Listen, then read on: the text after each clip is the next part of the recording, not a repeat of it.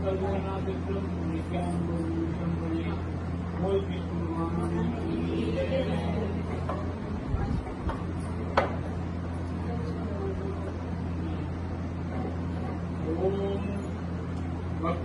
महाकाय सूर्यकोटि समप्रभ निर्विघ्नं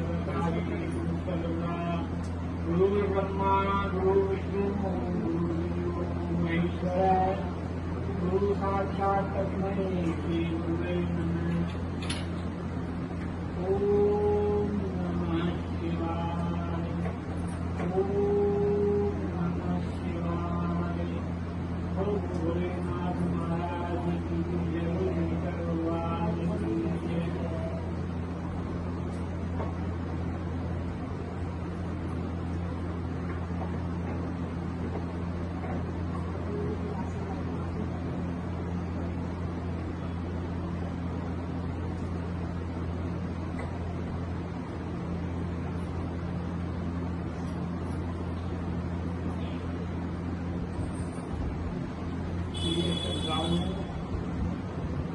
भगवान शिव की दिव्य कथा का सेवन करने जा रहे हैं। शिव महापुराण केवल एक ग्रंथ नहीं बल्कि भगवान शिव की कृपा का अमृत है। जो व्यक्ति श्रीमद् भगवत महापुराण इस कथा को सुनता है उसके जीवन से दुख, भय और अज्ञान दूर होने लगते हैं। एक समय नैमिषारण्य नामक पवित्र में अनेक ऋषि मुनि यज्ञ कर रहे थे। उनके मन में प्रश्न उठा, जन्म में मनुष्यों का कल्याण किस प्रकार होगा। उसी समय महान ध्यानी श्री सूत जी महाराज वहां पहुंचे। सभी ऋषियों ने उनका आदर सत्कार किया और उनसे प्रश्न किया कि कलयुग में उद्धार कैसे होगा। हे ऋषियों, कलयुग में भगवान शिव की भक्ति, शिव महापुराण का श्रवण करने से सबसे सरल और श्रेष्ठतम उपाय है। श्रद्धापूर्वक जो शिव कथा सुनते हैं, भगवान शिव स्वयं उनके जीवन का कल्याण करते हैं।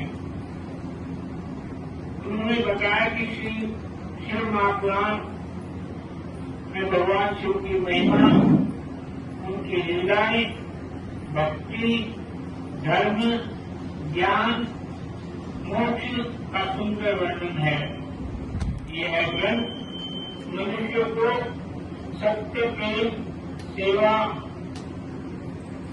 ईश्वर और भक्ति का मार्ग दिखाता है। आज मुझे की कथा में शिव विवाह का वर्णन है।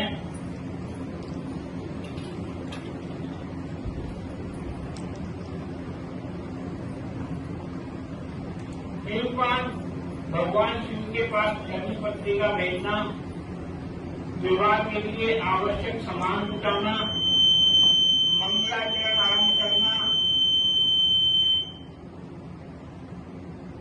उनका निमंत्रण पाकर पर्वतों और नदियों का दिव्य रूप से आना, उनकी सजावट तथा श्री विश्वकर्मा द्वारा दिव्य मंडप एवं देवताओं के निवास के लिए देवलोक का निर्माण कराना, ये सभी बातें आप सुनेंगे। नारद जी ने पूछा था, महाप्रज्ञ प्रभु, आप कथा पूर्वक यह बताइए कि सब ऋषियों के चले जाने पर हिमाचल ने क्या किया। ब्रह्मा जी ने कहा, मुनीश्वर, अरुंधति सहित सब ऋषियों के चले जाने पर हिमवान ने जो कार्य किया था जो मैं बता रहा हूँ।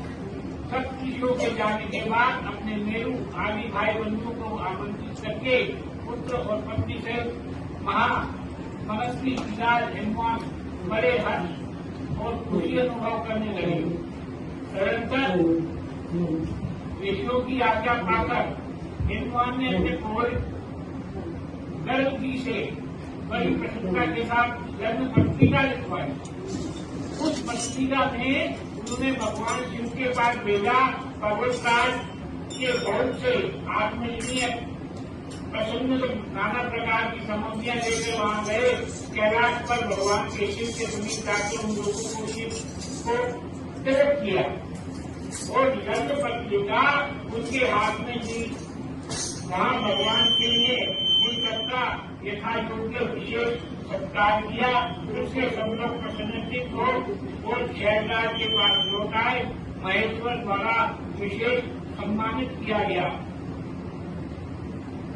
इसी बीच उनके निमंत्रित बंधु बांधव वहां आने लगे।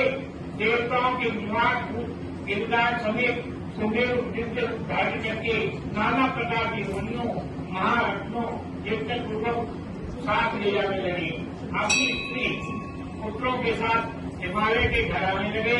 मंत्राचल, अस्तांचल, उदयाचल, मलय, गुरुकुल, निषद, वृंदावन, कीरवर, महेंद्र, पारियात्र, गोरख, बैठक, शेर, गोकामुख, नारद, विंध्य, कारंजल, कैलाश तथा अन्य दिव्य रूप धारण कर अपने स्त्री पुत्रों के साथ बहुत सी भेंट सामग्री ले वहां उपस्थित हुए।